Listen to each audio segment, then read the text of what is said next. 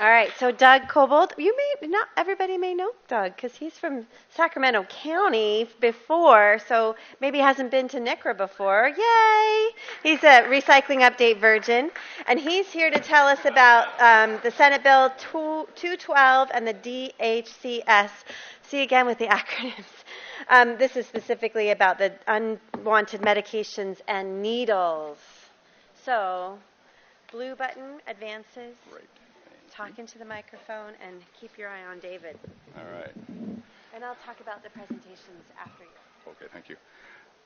Good morning, everyone. I have the dubious honor of being between you and lunch, so I will be as quick as I possibly can. I've been accused of being an auctioneer in a former life, so I talk fast.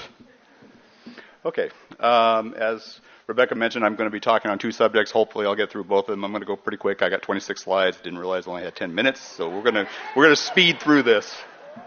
All right, real quick, just a picture of our staff, our crew that makes us successful, our executive committee for our board. I know that there is one of my board members here, at least that I've seen, Mr. Crutchfield. I think he's hiding up there in that back corner now. He made himself known earlier, so easy to pick out. All right. What was CPSC created for? Because of you folks. You folks got tired of bans without plans. And what do we do with these things?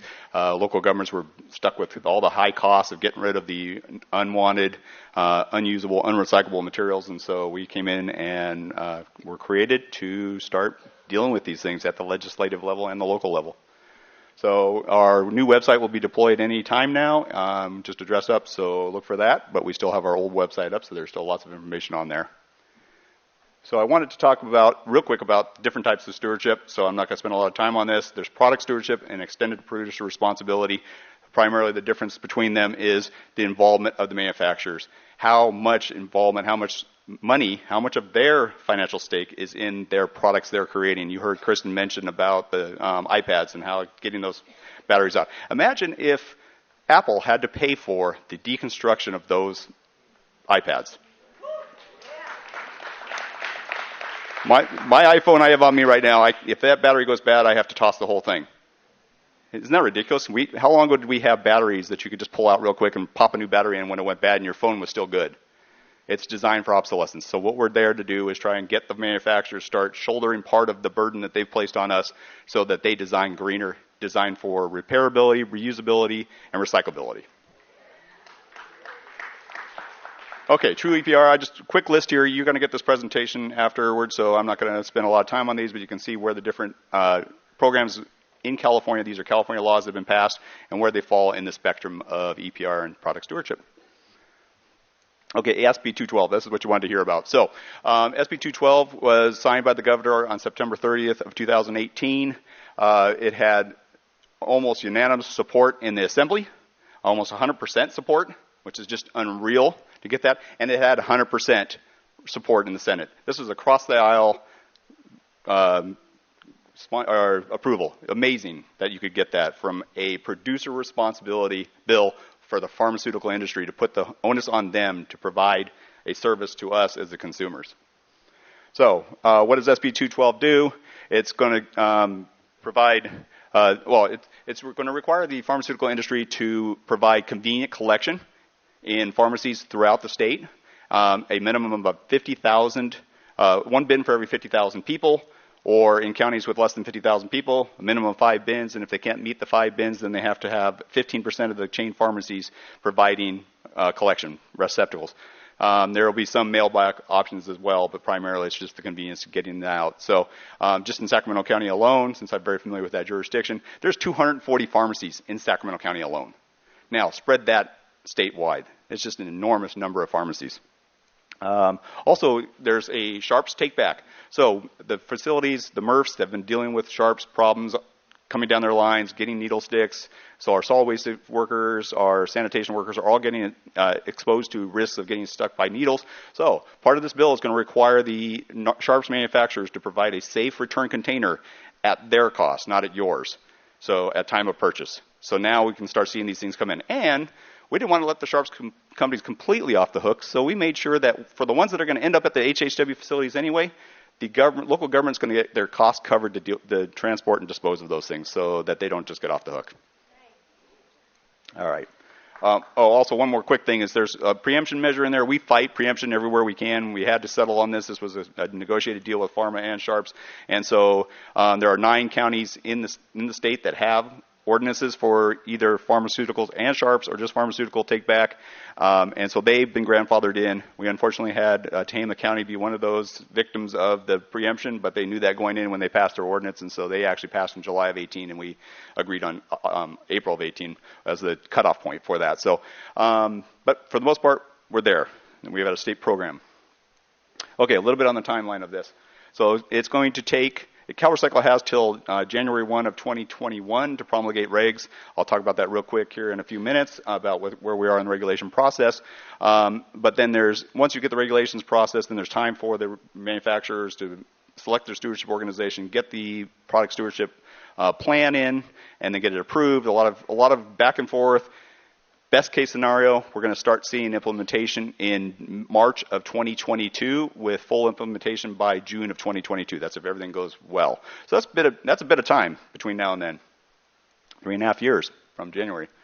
Okay, and so, sorry, let me look at can't see that.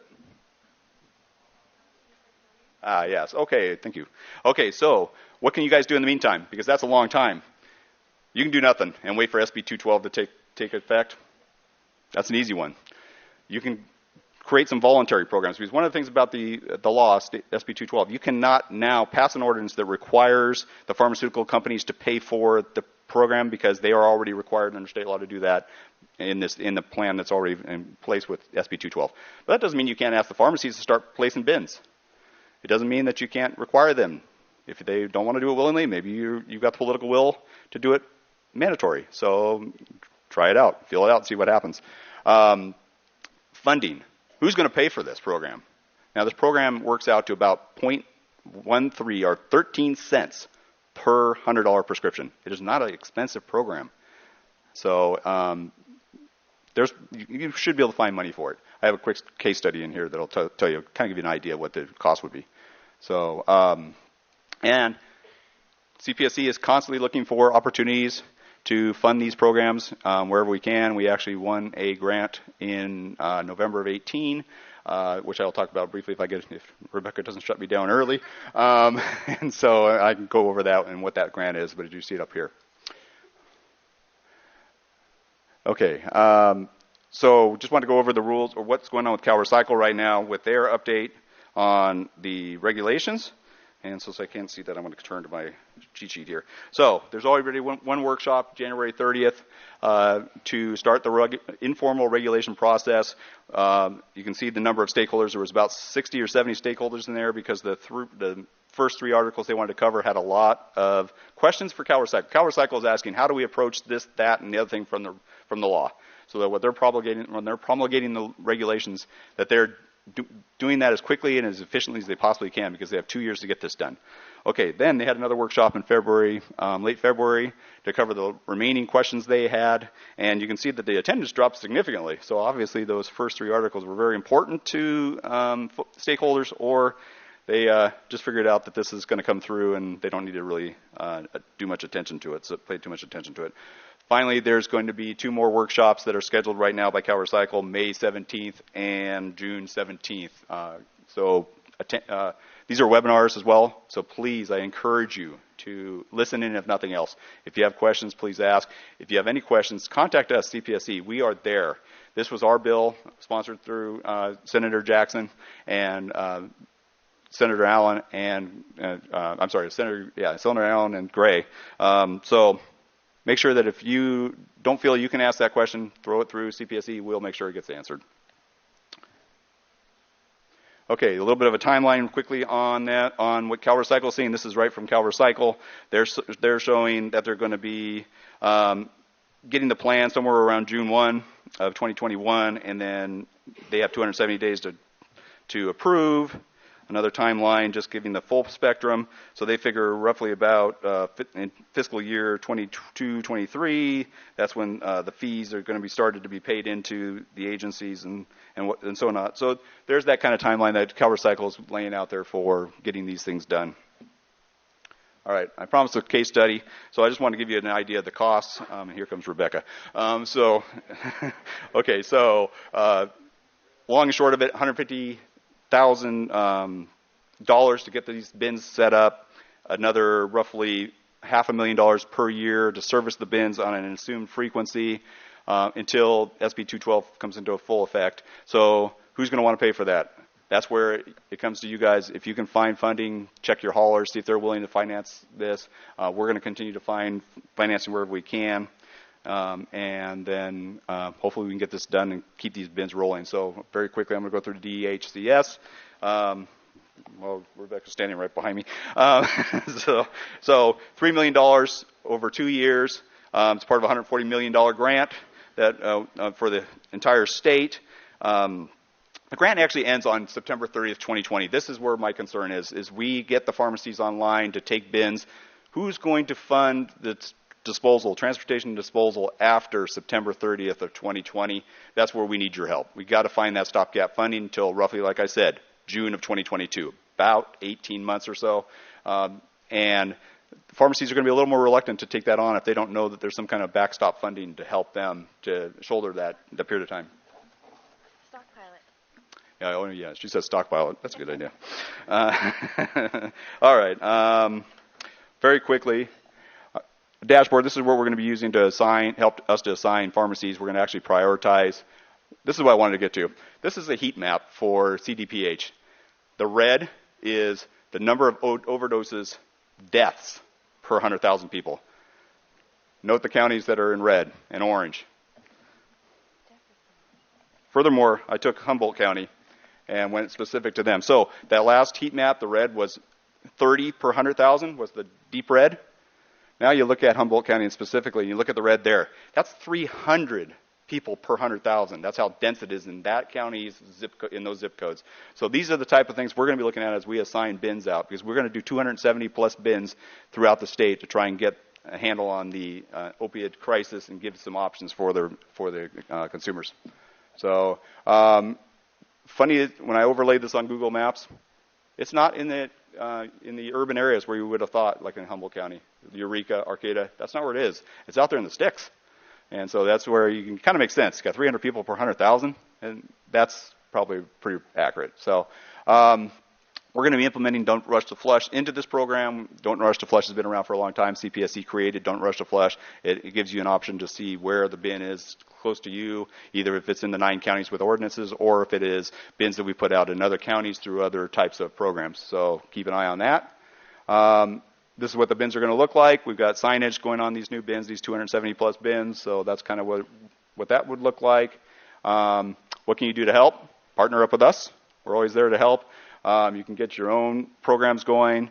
Just check with us. We're here to help. And then I'm going to open it up to questions.